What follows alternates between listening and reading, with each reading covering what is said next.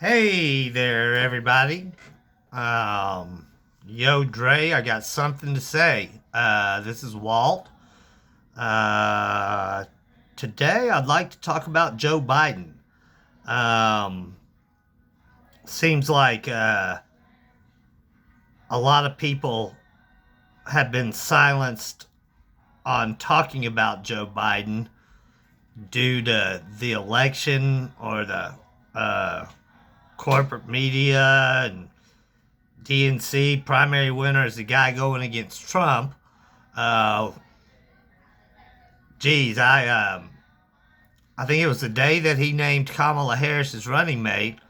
I made a comment on social media that just said, "I hope the Democrat ticket can find its way against mass incarceration in the future." I didn't say anything bad, but man, the hate mail came. I was called a Trump apologist. I was called a Trump supporter. Um, Called stupid a lot. Well, I'm going to talk about Joe Biden now. And just because of a few statements I've made, comments on other things, and angry messages that I get, statements that I'm called. I was taken for just bringing up what I want to talk about. A Trump person confused about election fraud and everything. I don't know where all this stuff comes from. It's just I never like not talking about things that matter, so we're going to talk about things that matter. Recently, there was a private Zoom call that Joe Biden was on with various leaders in the black community. We'll call them civil rights leaders. Um, by no means real progressive group, but still black, and a group of people that Joe Biden certainly should be talking to. This call was not supposed to be public. We weren't supposed to hear about it. It was a private call. He and Kamala Harris were involved in it. Ryan Grimm got a hold of the leaked audio, and recently has gotten a hold of the Zoom video call itself. Ryan Grimm has a podcast called Deconstructed. Real good stuff there. And he released this audio and Zoom through the Intercept. And gosh, it's not surprising for a lot of us that know Joe Biden. He's been in politics for a long, long time. I remember when he was running for president in 1988. His record, he's got quite a record. And of course, he's Barack Obama's vice president. And he became the chosen one of the establishment to take on Trump. So here he is.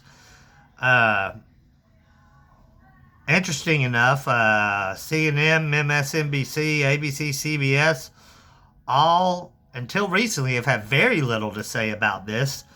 I think USA Today was one of the early people to talk about it. But anyway, Joe Biden's on this call with civil rights leaders, and let's just say it was Uncle Joe. He sounded like that angry uncle or the dad in charge that you invite for Thanksgiving. Sound like the same Joe Biden he's really always been. The good and the bad. I found it pretty offensive. I think if you're talking to civil rights leader, a lot of leaders, a lot of the reason for the call would be to hear what they have to say and to learn things. Well, Biden had the attitude basically that he was going to teach them some things. He sounded very bullyish, arrogant, degrading. His temper came out. A nice way to put it was he's from a different time. Um, I um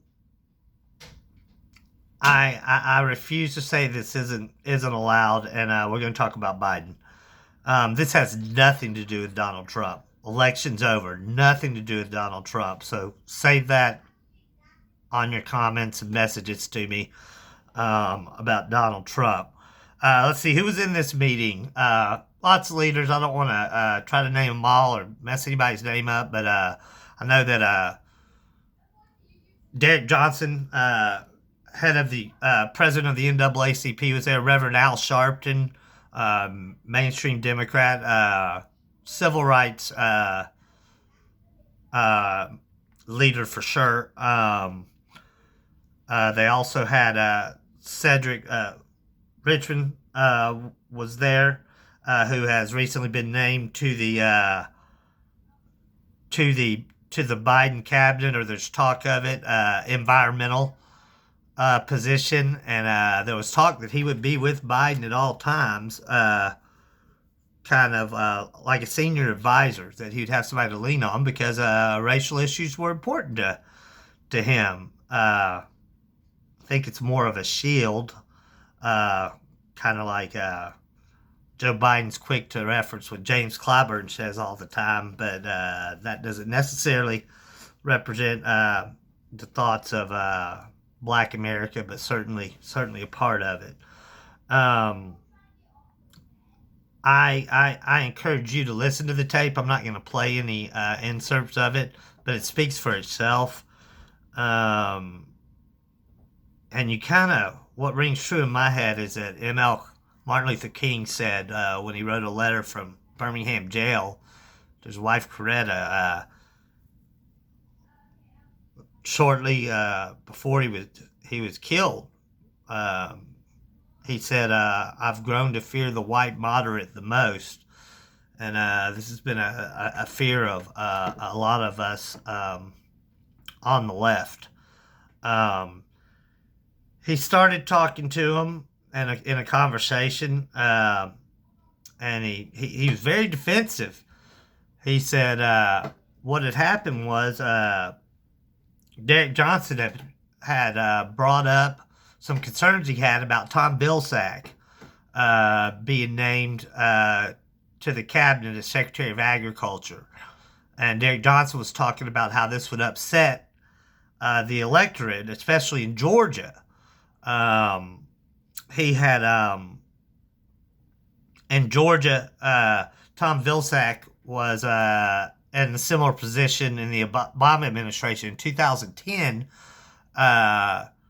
Shirley Sherrod, a certain civil rights hero, very, very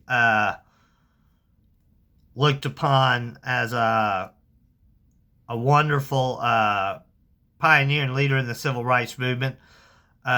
She was head of Georgia's agricultural stuff, and she made a speech to the NAACP, and Andrew Breitbart, when he was still around, like Breitbart Media, Steve Bannon, Trump, anyway, right-wing nutso stuff, got a hold of the speech and basically spliced it up and chopped it up, and saying she was against white people and whatnot. You can do your own research there.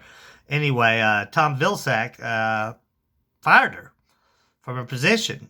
And then it came out, the original tape came out, and it talked about how she was willing to help the white farmer out, and how just trying to work towards to the NAACP, the advancement of colored persons. She's just doing her thing. Well, whenever the White House was asked by the press about why she was fired, since it turned out it wasn't true, the White House's response was it was 100% Tom Vilsack's decision. So, unprompted, Joe Biden, as he's just kind of going off on a rant to this group, says to Derek Johnson and the group as a whole, he said, "Now, I know you expressed concern about Tom Vilsack," and then he kind of talks down to him saying, which you'll learn more about his record. So basically saying that he is going to name him, and said, but I wouldn't bring any of that up until after the January 5th election, which that was Johnson's concern, was bringing it about up as it wouldn't be a good thing for black voters.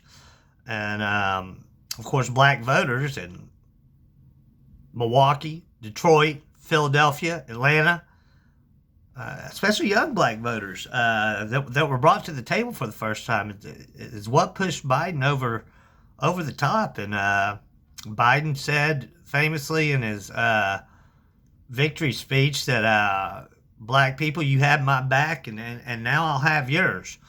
Well, I guess this is how he has your back. He said he went and unprompted started talking about the Vilsack stuff, and then he went straight to and pivoted and went to defund the police. Of course, Barack Obama recently called it a snappy slogan that said that's how Democrats lose elections, which this was started right after the election. Problems that the Democrats had was because of the defund police. That's why people lost. Well, I don't think that's true. This is spoken about by moderates like Republicans, moderates. Joe Scarborough, James Clyburn would be your a black voice who's brought this up, and now Barack Obama. But one, I'd like to know which Democrats did bring up defund police as a part of their campaign. Oh yeah, Cory Bush did. Ooh, that was one of the big upsets that the Democrats won. Jamal Bowen also was a proponent of defund the police. And if anything, I would say the largest movement in world history, this is what brought those young people to the table that put them up over the top. The movement got kind of silenced, but these have an agenda now, and defund the police, I believe, is more popular than ever, especially we're learning a lot of truths of this virus.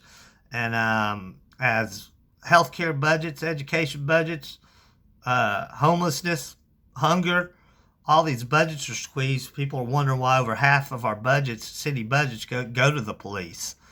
But anyway, Joe Biden said, don't y'all be talking about police reform until later. I got it on my list.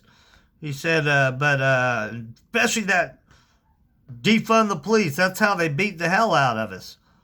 Well, it seems like Democrats make these mistakes, and whatever Republicans say is their problem, they're going to agree with the Republicans, and that's how you go against an issue.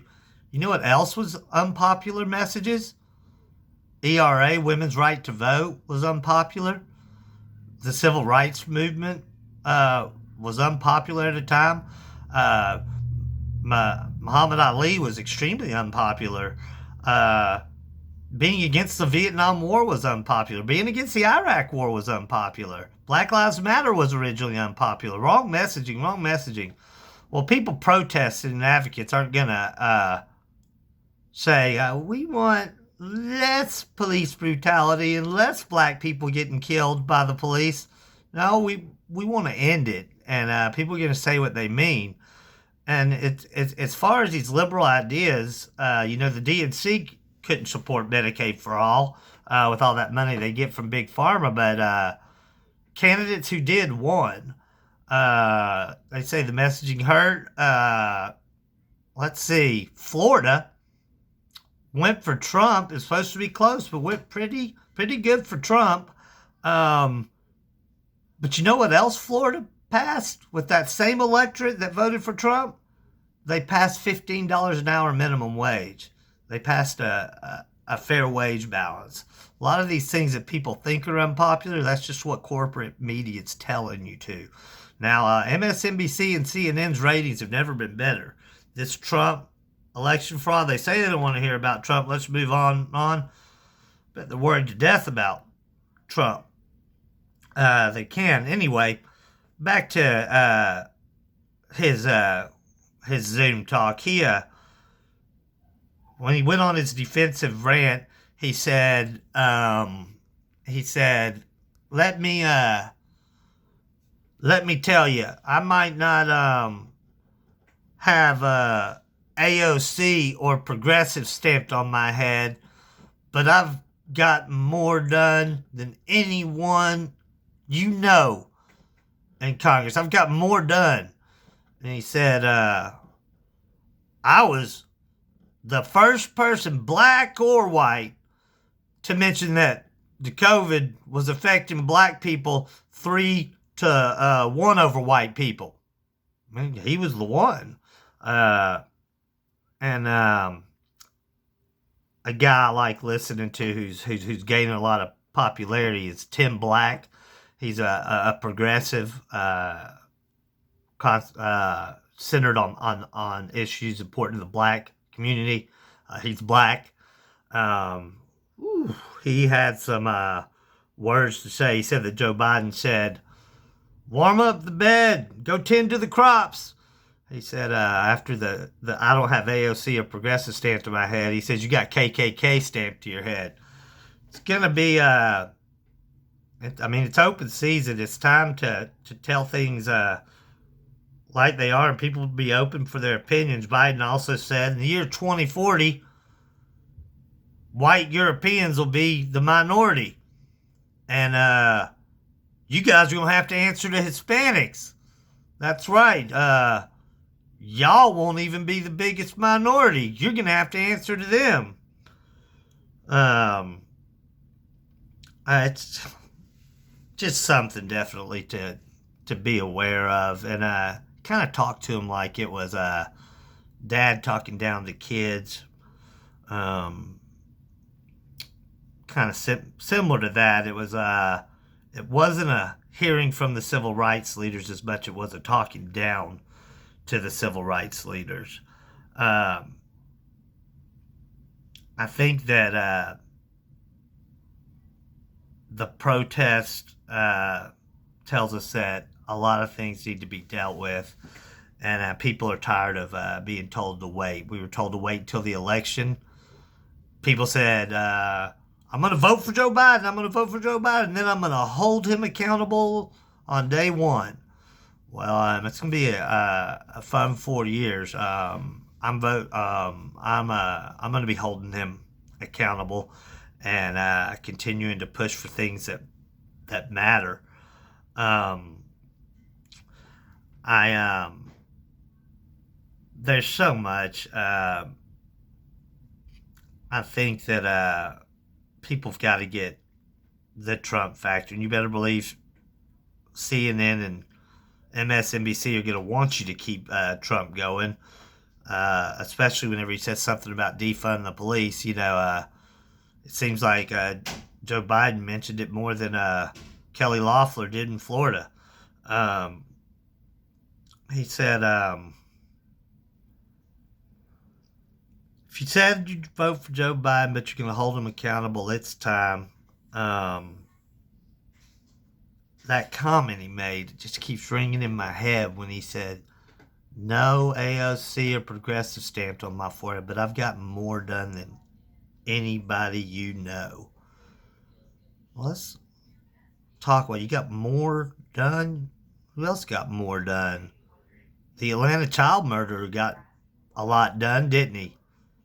Donald Trump got a lot done when it comes to judicial appointments, but is that good?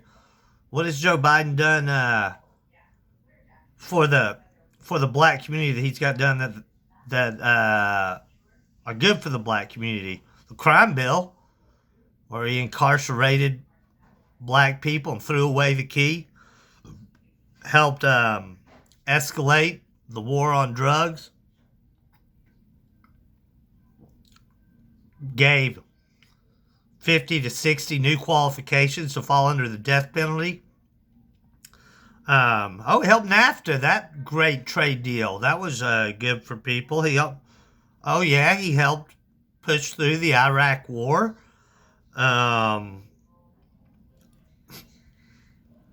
Getting everything done isn't necessarily the best thing, but he was the Joe Biden that we know. Must have got him in a bad mood or something, but he seemed to be treating the humans that he was talking to as the enemy. Certainly didn't seem like he was looking for any guidance, and it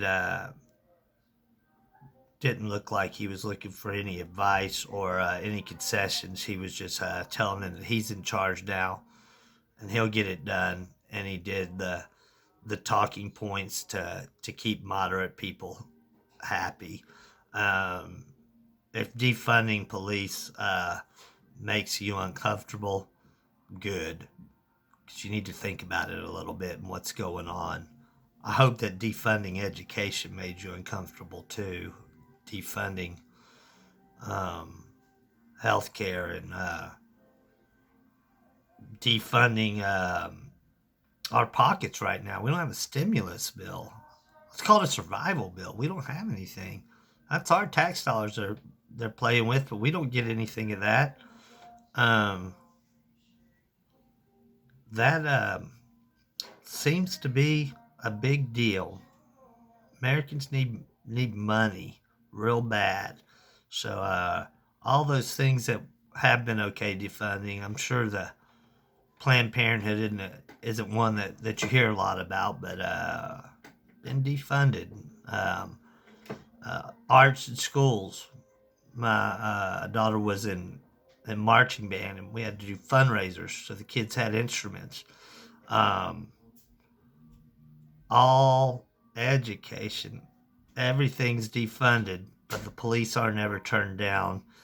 And through this COVID emergency, if I hear one more article about how the police received so many more million in their budgets, it's going to make me sick. Anyway, just wanted to bring up the Joe Biden stuff. Let's put the gloves on.